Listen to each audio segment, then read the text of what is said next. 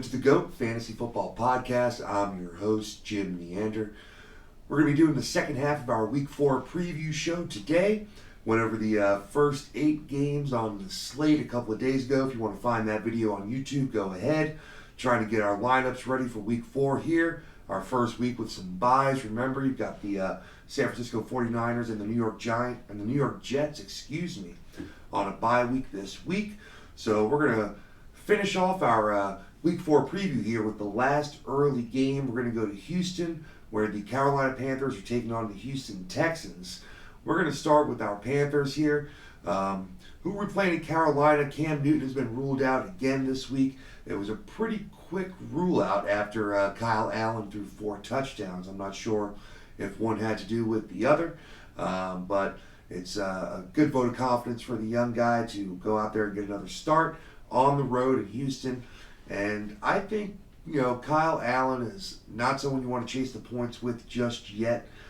He did play Arizona last week. That defense has been very generous to opposing quarterbacks. And, Kyle Allen looked great. The 4 touchdowns were great. I like the target distribution. But I want to see him do, one more week. He's on the road now against a better team in Houston. And if he can do it this week, then he might be on my streaming radar moving forward into the bye weeks. But for right now, I'm going to wait and see on him. I do think, however, I know it's a little bit, I know it doesn't really match really well, but I am kind of all in on the rest of the Panthers' weapons, which leads you to think that, hey, I guess, Allen might not be a bad pick either. I do think McCaffrey is going to have another big game here on the road. I just think he's got too much volume, too much upside. He just looks great this year. Can't play anybody else in Carolina's backfield. We know that. And I think he played both DJ Moore and Curtis Samuel, the receivers for the Panthers. DJ Moore didn't have that many looks last week. He did make the big play for a touchdown, so showed off his playmaking ability there. Curtis Samuel did have a really good game last week, and I think that you can play both of them, assuming that they're going to be, I don't want to say they're going to be chasing points, but I do think that Houston's going to be able to put up some points on the board, and I think Carolina's going to have to keep the ball moving, keep the scoreboard moving up if they're going to stay in this game. So I do think that both receiving options there certainly are usable, as is Gregg Olson at this point. I think you have to play Gregg Olson on a week-to-week basis. It's unlikely that you have a better option, honestly, just because of where he was drafted. He was probably, if he was your second tight end drafted, then you're probably not playing him, right? Because you probably have, an Ertz or an Ingram, maybe a Kelsey. If you don't have one of those guys and he is your first guy, then there's probably not a better option out there. So I think you continue to play him, and he's got good upside and a pretty decent floor. So I'm okay with that. Those are the Panthers I'm playing. And I know if you have confidence in all those guys, then maybe you think that you have confidence in Allen too. But I'm not sure I really see it that way in this game. I think Allen could throw 2 touchdowns and a pick or 2. And not be great for fantasy, but be okay for the rest of his weapons. So that's the way I'm playing at this game. With the Houston Texans, Deshaun Watson, they did a better job protecting him last week. I think just a couple of sacks, which for Houston is very good. It's not 5 or 6, which can happen to them sometimes. So it's good to see the offensive line continuing to play better week by week. Deshaun Watson, I think, has a good opportunity here to have a good game at home. Obviously, where you drafted him, you're playing him, and playing him with a good amount of confidence. I don't think I want to play any of the Houston Texans in the backfield. Carlos Hyde, had a couple of pretty good weeks there filling in, and I know he'll get the majority of the carries this week, I would assume. But I just don't think it's an option I want to play unless I'm really kind of desperate. I don't assume he's going to score more than 8, 9 points in a PPR league, and he'll still give up the passing down work to Duke Johnson, who I also don't want to play because just of the lack of volume and opportunity in that offense. The receiving options here, you're playing DeAndre Hopkins, goes without saying.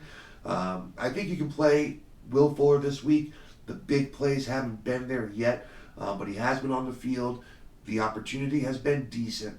So I do think that one of these weeks he's going to crack a big play or 2. I don't see any reason why it couldn't be this week. I'm not playing Kenny Stills, and I wouldn't be playing Kiki QT yet.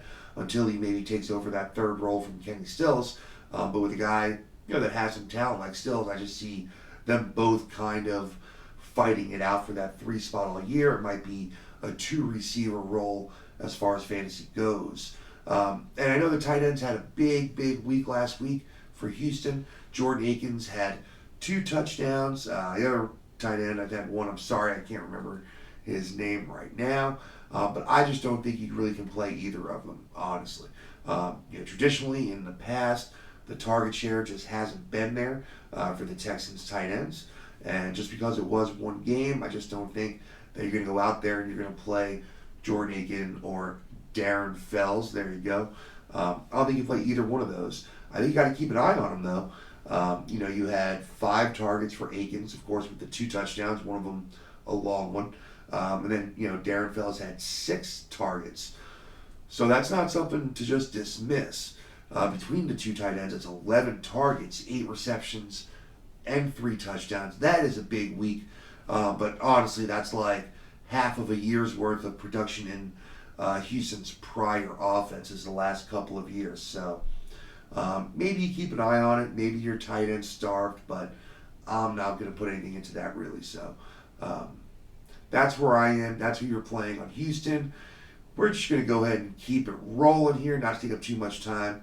I don't know, those shows where there's a lot of that filler and you're not getting information the whole time really kind of bother me. You guys are into fantasy football. I don't think I'm going too fast for you. So we're going to keep it rolling here with our next game moving into the 4 o'clock I'm on the East Coast. So moving into the late slate of games, we're going to go to Los Angeles where the Rams are hosting the Tampa Bay Bucks.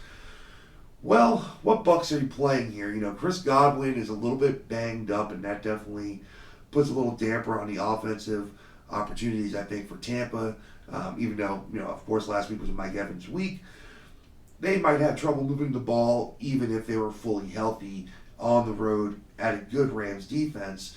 And I think if Godwin doesn't play, they're going to have a little bit more difficulty. Jameis Winston is a low-end streaming candidate, as are the 2 running backs there. The week before, Barber had, bigger week. There wasn't much going on with the Buccaneers running backs. This last week against New York, they were up big, throwing the ball a lot. Obviously, Evans with the touchdowns. And, they didn't have a lot to show for it there on the ground. Jones wound up with more carries between the 2 of them, but only by 1. He had 14 attempts. He did turn that into 80 yards, so a very efficient day for Ronald Jones, by far his best outing as a pro so far. But Peyton Barber still had 13 attempts, only 48 yards. Neither one of them got into the end zone, and neither one of them really had a big target share out of the backfield. So still a split backfield and probably just not enough overall work to be excited about either one of them and to really be thinking about playing them. You're playing Mike Evans. That kind of goes without saying. Chris Godwin, I mentioned, obviously is hurt. You got to keep an eye on that. If Godwin doesn't play, I don't know that I would necessarily want to play a Brashad Perryman or anyone like that necessarily. If Godwin is fine, you should play Godwin. If he's not, I think that, there's not another option I want to put in his place. Our tight end, O.J. Howard, was a little bit more involved last week. 3 receptions on 4 targets, 66 yards. So you see that bigger playability is there for him as a tight end because of his athletic ability. And, you're probably playing him this week if you have him. Maybe you cut the cord on him last week.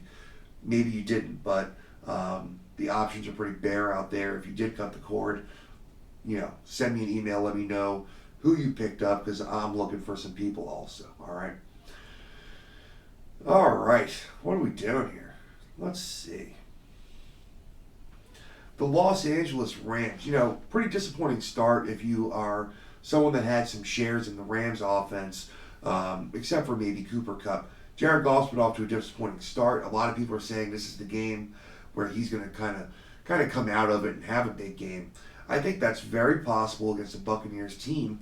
I just feel like the rhythm has been off for the Rams offense, and I think a lot of that starts with Goff. I just feel like his timing has been pretty off.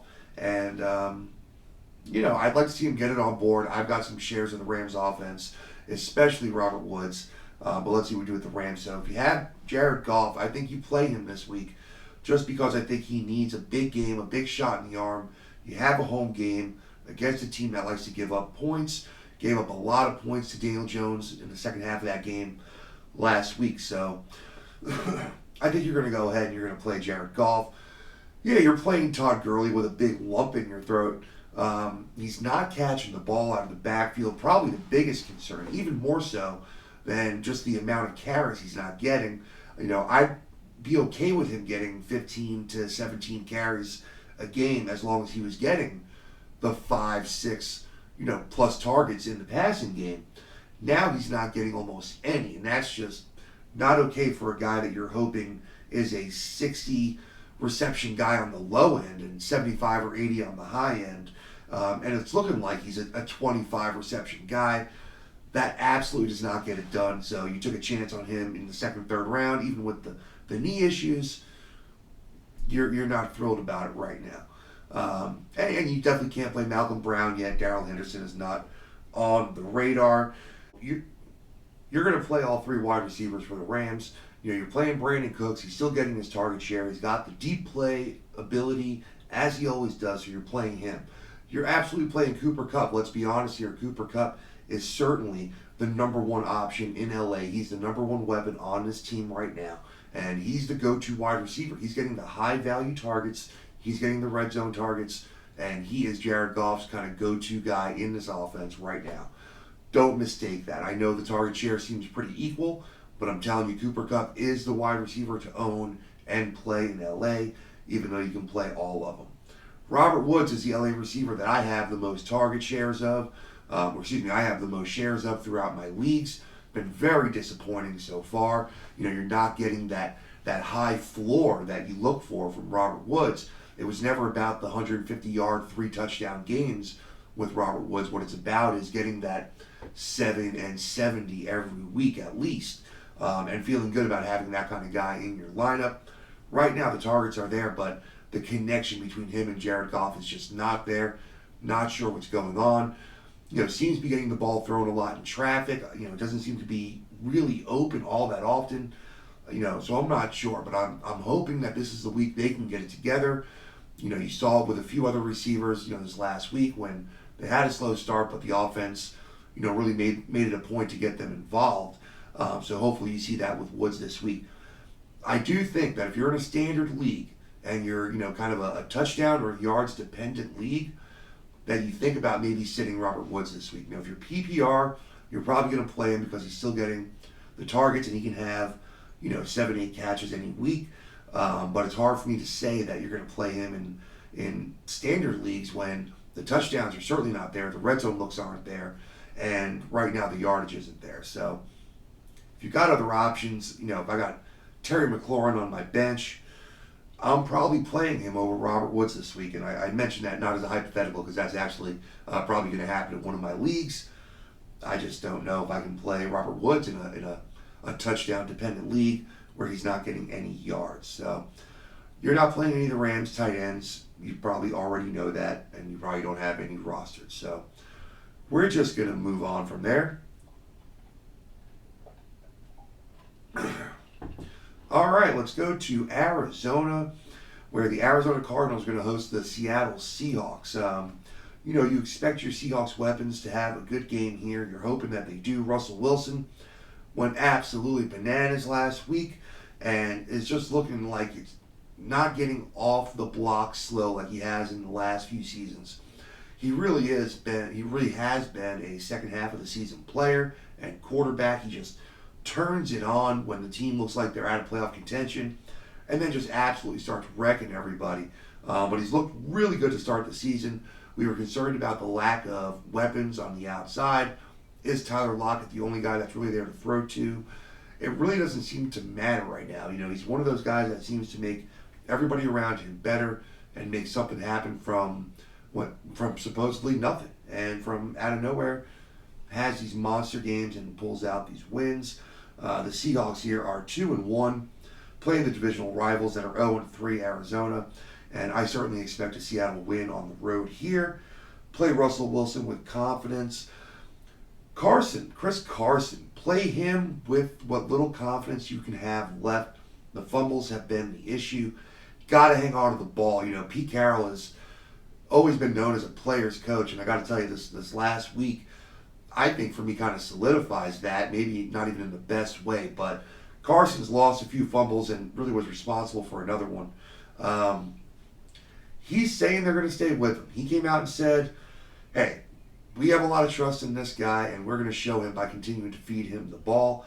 I think if Rashad Penny was fully healthy, that might be put to the test. But it seems like Rashad Penny is still going to be questionable and may not be available for Sunday's game. If that's the case, Chris Carson will get almost all the carries with C.J. Prosise and a little bit of spot work. If Penny is fully available and active, I think it's going to be very interesting to see how long they stick with Carson. And goodness gracious, just don't put the ball on the floor again. If you put the ball on the floor again, I think you're going to be in big trouble on your team. All right, what can you do with their receivers? You got to play Tyler Lockett. His target share has been just absolutely off the charts. We knew he was going to get a lot of targets because he's, really kind of the only game in town, or that's what we thought. But his target share has really, really been impressive with the Seahawks. And if you went ahead and used that draft pick on Tyler Lockett, you're pretty excited about it. He had 14 targets last week, double what the next closest guy was. Who was a tight end, by the way, Will Dissly.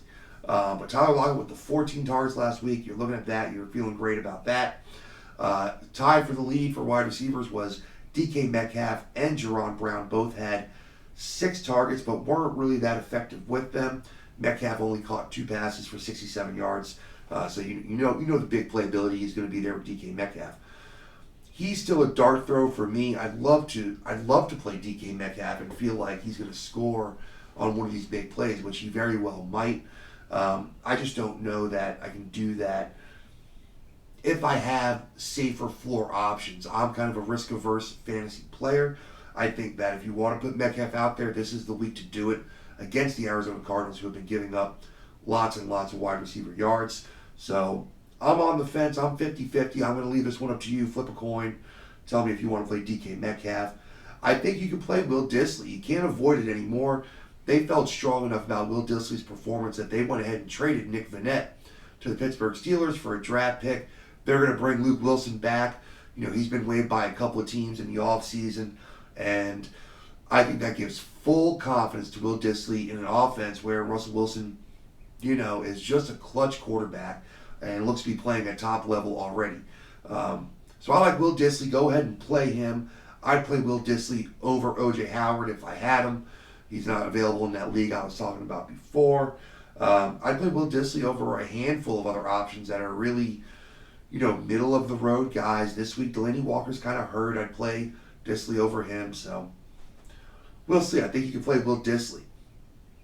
What about the Cardinals? I do think you can stream Kyler Murray this week. The Seahawks have not been particularly stingy against opposing quarterbacks. They have given up more yards and more touchdowns than I was expecting them to. To this point, I think Kyler Murray, every week just gets a little more comfortable. He's throwing the ball a good amount. The opportunities are there. He's using Fitzgerald. He's using Kirk. So I just think he's being smart about, using his weapons. And I think you can play Kyler Murray this week. You're going to play David Johnson, but you are not thrilled about David Johnson's performance. The air raid offense, yes, you think about the big plays, but a lot of that is having the check down option to the running back and creating that room. And you just haven't gotten that production from David Johnson that you're hoping for. You're not getting any kind of, goal line looks. You're playing David Johnson, of course, because you drafted him in the first round, but you are not any better for it right now. So, tough luck.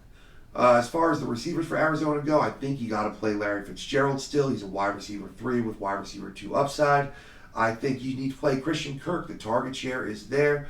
There hasn't been a lot of air yards for his targets, but when you're getting 10-plus targets and you are on the field all the time in an offense that wants to spread the ball out and throw the ball, I'm going to play you. So I think you play Christian Kirk. For me, that's where the line draws with Arizona. As far as pass catchers go, I want to play Fitzgerald.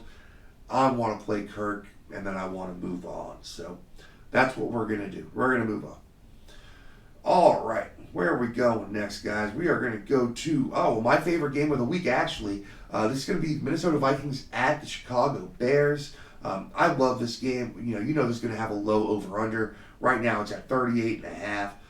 Really low over-under for a couple of teams that have been scoring some decent points in weeks past. But I totally get it. These are two really good defenses in a division that likes to play, those smash-mouth divisional games. And I don't know if the points are going to be there for you. You're not playing Kirk Cousins, just, the target volume, or the volume hasn't been there. He's not throwing the ball enough. He's throwing the ball 10 times and 21 times in 2 different weeks, and you just can't have that, go your way.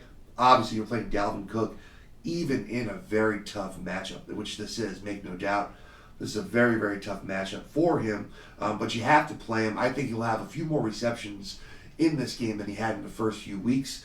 So I think that'll boost his value, and I definitely think he might get in the end zone this week. So, you're playing Dalvin Cook. I don't think you're playing Alexander Mattison yet. He's looked great behind Cook.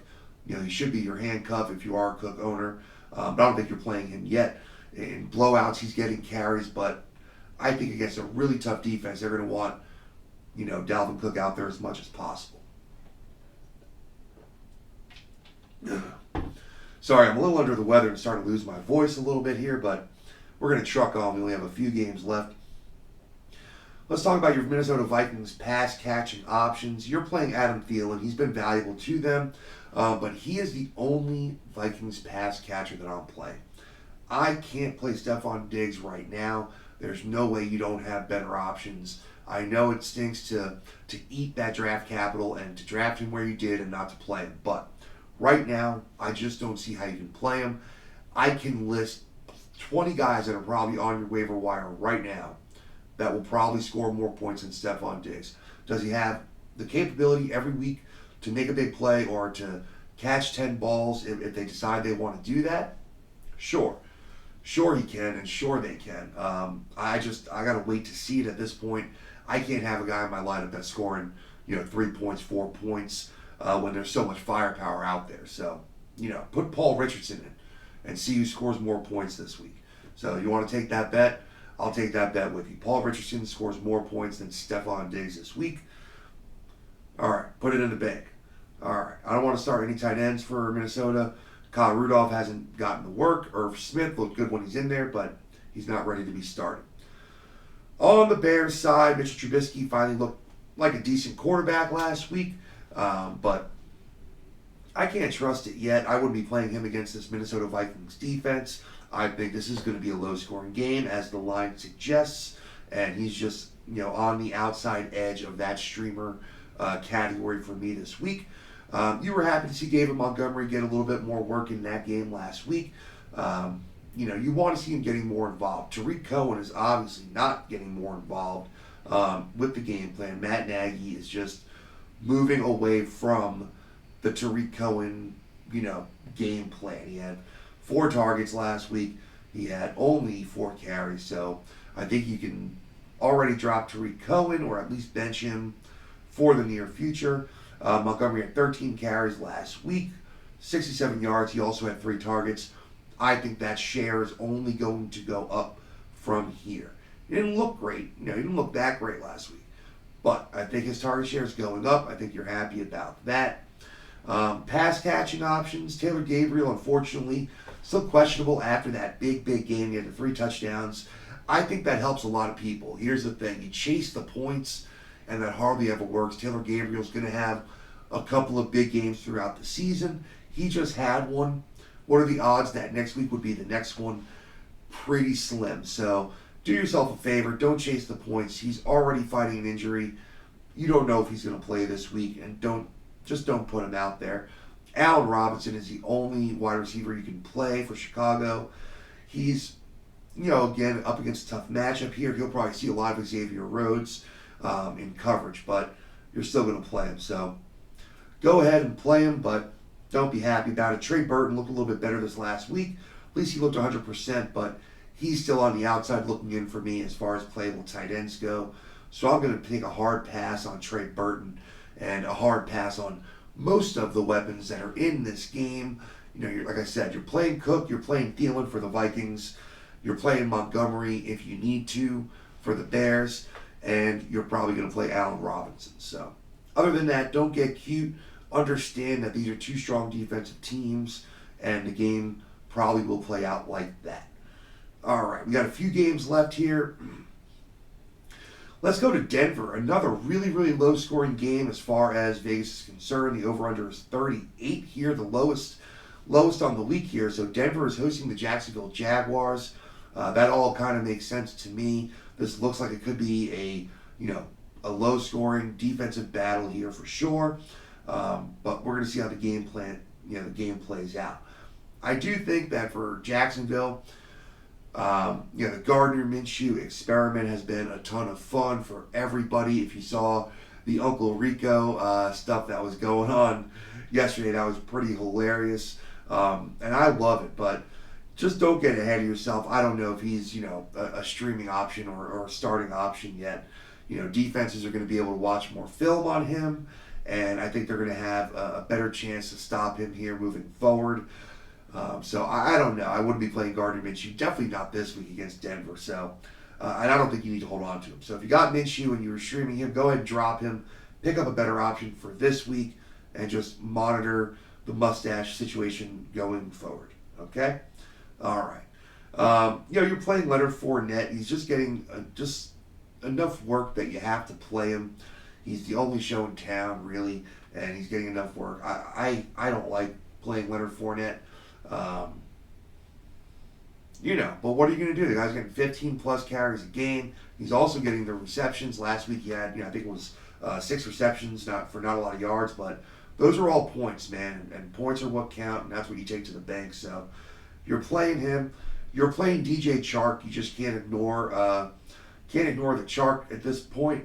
The Chark is in the water, and he is scoring on a weekly basis. So I think you go ahead and keep him in, hope for the score, or hope for the big play. I'm not playing D.D. Westbrook or any of the other wide receiver options for Jacksonville, so I'll move it over to Denver. You're not playing Joe Flacco. I hope you know that. You're playing Philip Lindsay this week. He is sharing more of the work with Royce Freeman, but I think you need to play him for his big playability. This game is going to be kind of a grinding game where I think they're going to keep the ball on the ground and just try to keep the chains moving. So I think this week you want to play you want to play Philip Lindsay. You do not want to play Royce Freeman. I think they're going to have trouble getting the ball anywhere near the red zone for most of the game, and I don't think his value is going to be there this week. But I do like stashing him because I think his better days are coming in this season. Let's talk about the receivers for Denver because it got a little bit interesting last week after Emmanuel Sanders, looked like he was really just running away with the number one receiver share of targets. That just came crashing down last week, and you had Courtland Sutton taking over as the number one, had by far the most amount of targets, catches, and yards, and so now you're not really sure what to do. So I think you're playing Emmanuel Sanders, but you're just tempering your expectations a little bit into that wide receiver 3 flex with wide receiver, high-end wide receiver 2 upside. With Courtland Sutton, I think you want to play him as a flex, knowing that that's about his value. I think his value is correct there right now as a flex. He does have maybe low-end wide receiver 2 upside, but I think he's right in there as a flex, and he's a dangerous play this week in a low-scoring affair. You're not playing Noah Fant yet. Maybe you look at him when the bigger bye weeks start coming up, when there's 4 and 6 teams on a bye, and a lot of them are going to be off of the waiver wire. He's only getting 3-4 targets a game. He's catching most of them, so he's getting you 5 or 6 points, and it's 5 or 6 more points than having nobody out there is. So keep an eye on that when the bigger bye weeks start coming. Let's roll towards the finish here. All right, the night game. Another one of my favorite games this week. We've got the New Orleans Saints on Sunday night hosting the Dallas Cowboys. So we've got the 3-0 Cowboys going into New Orleans, looking to take a pretty commanding lead of their division. Of course, Philly, trying to claw their way back in. Most people's favorites to win the division, I think, was Philly. And, Dallas looking to go 4-0. they're getting pretty lucky getting to go on the road to play a New Orleans team without their Hall of Fame quarterback, Drew Brees. They're going to get a steady dose of Teddy Bridgewater and a very steady dose of Alvin Kamara, I'm sure. Let's go ahead and talk about the Cowboys first. I know that the Saints defense can be tough, and I know this is a road game, but I'm going ahead and I'm going to tell you to play all the top Cowboys weapons. You're playing Dak. I think he still can play a really strong game and still have a really good week. I expect him to be a QB1 this week. Maybe not a top 4, QB, but I do think he'll be a QB1. I think he'll have a decent amount of rushing yards, so his floor will be there. I think he'll have a few chances to scramble, and that's going to make the difference in his scoring. You're playing Zeke. Great, good story. Tony Pollard, I wouldn't play him in this game. He had a fantastic outing last week. Looked just electric with his carries and just really bodes well for the future. I do think this is going to be a tight game with a really strong defense, and you're going to want your best player out there, which is Zeke Elliott.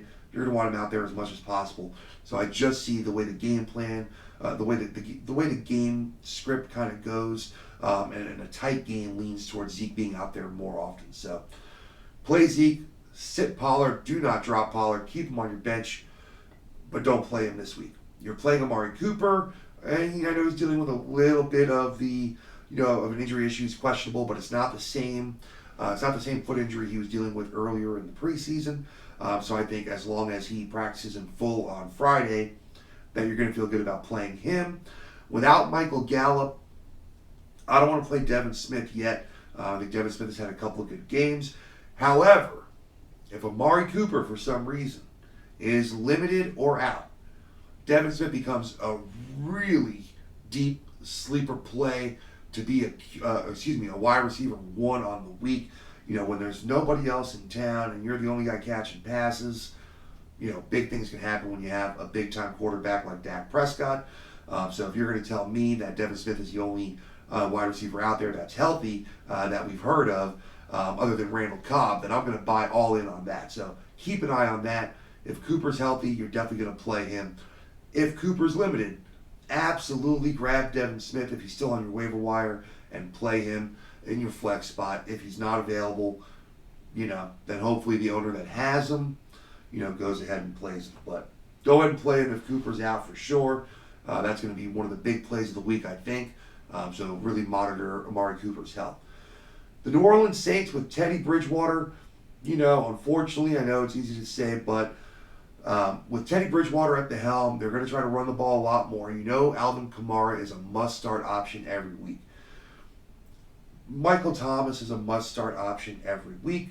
Outside of that, there's not a New Orleans Saint player that I have confidence in playing this week. No, Bridgewater's not on my streaming waiver wire radar just yet. And I just don't think you can play, Tre'Quan Smith, Ted Ginn, Jared Cook. I don't think you can really play these guys with confidence. These guys want to run the ball. They want to slow the game down. They want to limit the amount of plays that Dallas is going to run. I think they're going to be pretty effective at doing that, especially with Alvin Kamara running the way he did last week. He's just something else. The guy's from another planet. He's really something to watch. I love watching him. I'm so glad they're on prime time this week. I'm really looking forward to this game. Might be my favorite game of the week, but I really am looking forward to that Minnesota-Chicago game also for different reasons. So, yep. All right, let's move it on to the last game of the week. All right, Monday night. I know they wish they could have this one back when they scheduled this. We got a divisional rival, Cincinnati Bengals, visiting the Pittsburgh Steelers, and hard to really get excited for this one unless you have a whole lot of shares, maybe in some of these players. But if you got Bengals players, you're not thinking about playing Andy Dalton this week. I hope not. Pittsburgh has a pretty decent secondary. They're at home. It's a primetime game where we know Andy Dalton has struggled in the past in these primetime and kind of high-pressure situation games. So, definitely don't play Andy Dalton. Don't get cute here. Find a better option on the waiver wire if you're doing that for this week. Joe Mixon, you're going to play him. The workload has been there, so inevitably, something's gonna break. He's getting enough volume that you've been happy with his performance. You're fine. with the points he's giving you. You're just hoping for one of those really big games. You're definitely playing Tyler Boyd. That's fine. The targets will be there, so go ahead and play Boyd. Expect wide receiver 2 production from Tyler Boyd. For me, that's where it ends with Cincinnati. I'm not sure if it's going to be this Aiden Smith guy. Is it going to be John Ross? I don't think you can play John Ross. The targets haven't been there the last few weeks, and I don't want to play John Ross. I mean, it's just not a move that I want to make next week. He's only getting the 4 or 5 targets, and basically you're chasing that one big play. I don't like chasing one big play on the week. I prefer guys that are going to get 6, 7, 8 targets and just have a chance. So if I had to play Cole Beasley against the Patriots, or I had to play John Ross, I'm playing Cole Beasley. You can call me nuts again. I'll take that bet. We'll see what happens next week.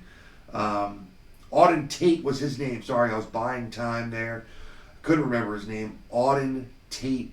I guess you can't blame me for not remembering him. But he had 10 targets last week, so I know some people might think that he's going to be sneaky this week with AJ Green still out. I guess for me, maybe if I was doing daily fantasy games, if I was doing FanDuel or DraftKings, Auden Tate might be a really cool, cheap player to think about. But for weekly, I just don't think I'm there yet. And a tight end, even if you're desperate, I don't know. I wouldn't even know which one to play. Would it be CJ Uzomah or would it be Tyler Eifert? At this point, they're both only getting a few targets a week, and it's just a throw of the dice as far as who might even get a valuable target. So I'm not messing with any of that stuff. Mason Rudolph, also outside of my streaming quarterback. A lot of these guys are just, it's hard to trust any of them to have more than 200 yards and maybe a touchdown and a pick at this point. And I think that's where Mason Rudolph will be. He's only going to have a couple hundred yards, I think. You're going to get a really steady dose of James Conner on the ground, is my opinion. I do think James Conner is probably the best play of this entire game. I think he's got the most opportunity here. I think they're going to want to really feed him, especially early in the game. Get the ball moving, wear down the defensive line for Cincinnati, and hope that pays off in the latter part of the game. So feel good about James Conner probably for the first time this year, and feel like he's going to have a pretty big game for you. You're playing Juju Smith-Schuster, but right now, you really got to be feeling pretty nervous about the rest of the season with Juju. You're hoping he was a top 5 wide receiver, and now you're just hoping that he's a wide receiver 1. I think it's more likely he's going to be a mid-tier receiver 2 for the rest of the season, and with that being the case, just expect that. If you're a Juju owner, you got to format your team in a way that that Juju's probably not going to be a 25-point a game guy really at all this year. And maybe you have to go for some bigger upside, some higher upside guys throughout the season to kind of balance that out. Sorry. So you're playing Juju Smith-Schuster, but that's about it. I don't think you can really play the number 2 options yet. We want to play James Washington. Moncrief is, kind of out of the picture. So Vance McDonald was seen, I guess, in a sling yesterday. Didn't practice, although the coaching staff seems to think that he might be ready to go for Sunday. I'm not really quite positive that he's going to be ready to go. I'm definitely benching McDonald. Those shoulders, you get one good hit and you're out of the game. You get a stinger and you're out. So whether or not they say he's healthy, I think I'm looking for a better option on the waiver wire, to play for him. I know there's not going to be many out there, and maybe you don't want to drop him, so it's hard to give up a bench spot. So maybe you play him and just accept the fact that you might only get 2 or 3 points. You might do that. That's a strategy. But I'm saying just don't expect a lot out of Vance McDonald this week. I just don't see a lot happening for him. So that's the deal. That's the second half of the games for week 4. Hopefully you've got your lineups ready to go. Hopefully you made your waiver wire moves and got who you were hoping to get. Make sure you're playing your best guys. If you're having questions about who to play, go ahead and hit me up. You can go ahead and send me a tweet on Twitter. You can find me personally at Jim Neander. You can find the show at GoatFF Podcast. One more time, that's at GoatFF Podcast. Go ahead and send us a message if you need some help here. Other than that, we're really happy you joined us today. Thanks a lot for giving us your time. Looking forward to seeing you again soon after the games next week. We're going to be reviewing these games with our rising stars next week. So have a great rest of your day. Look forward to seeing you soon.